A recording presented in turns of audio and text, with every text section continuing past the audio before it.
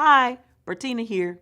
Welcome to our EJ Short series where we describe an environmental justice issue in Houston in each video and how it affects you. Today, we're talking about transportation.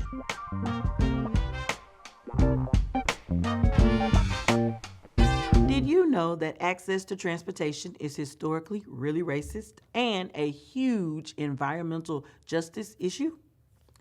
If you live in a low-income community of color, you're less likely to have transportation access.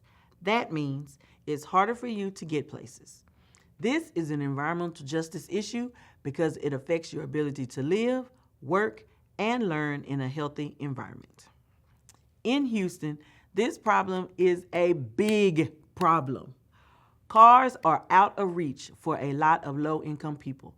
30% of families in the Third Ward neighborhood of Houston do not own a vehicle. Not having a car makes it even worse because it adds so much time in your day focused on transportation, and when you go places, it's literally more dangerous for you. You're usually walking on sidewalks with no sidewalks and waiting for long periods of time at unshaded bus stops without protection from the elements, and it gets hot in Houston. On top of that, the buses often don't run on schedule, or the ones on the schedule may never show up. Irregular public transportation in low-income neighborhoods means that school-age children, working adults, and senior citizens who don't drive literally cannot get places they need to go. In 1934, the U.S. government formed the Federal Housing Administration, FHA, which refused to insure mortgages for black families in new suburban neighborhoods.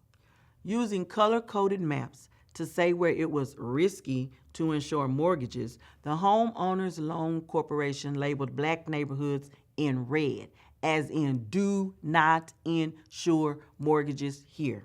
So the only thing that could be added there is apartments or public housing complexes. So where are the black families supposed to buy a house?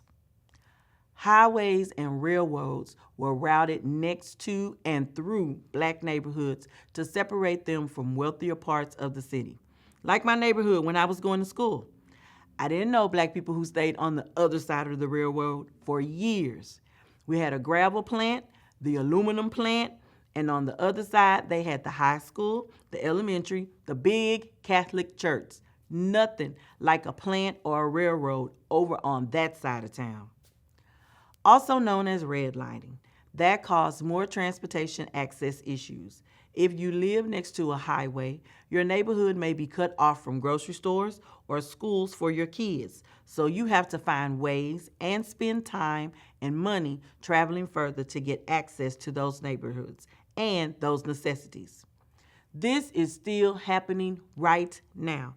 Just before the 2024 school year, Houston cut 85 school bus routes, causing school-aged children to have to ride public transportation and travel further to get to their school bus stop. So, what can you do to combat inequity in transportation access? If you're lucky enough to own a vehicle, offer to carpool with some of your friends or another family this week. Save on the environment, save on gas, and help your neighbors.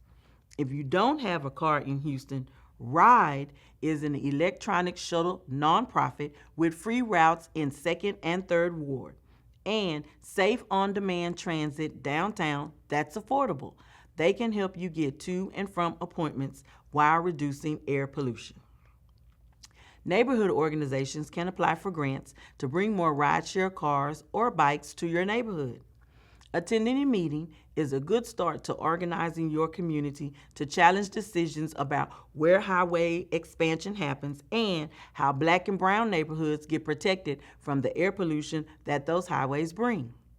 Your assignment for today is to research a transportation-related environmental justice issue happening in your city and write it down. It could be something you notice with your eyes, like the distance to the nearest bus stop to your place, or if that bus stop has no shade, or it could be something you find online, like in Houston right now, the expansion of I-45. What solutions are being proposed? Or do you have your own idea? Write that down too. And we will see you in the next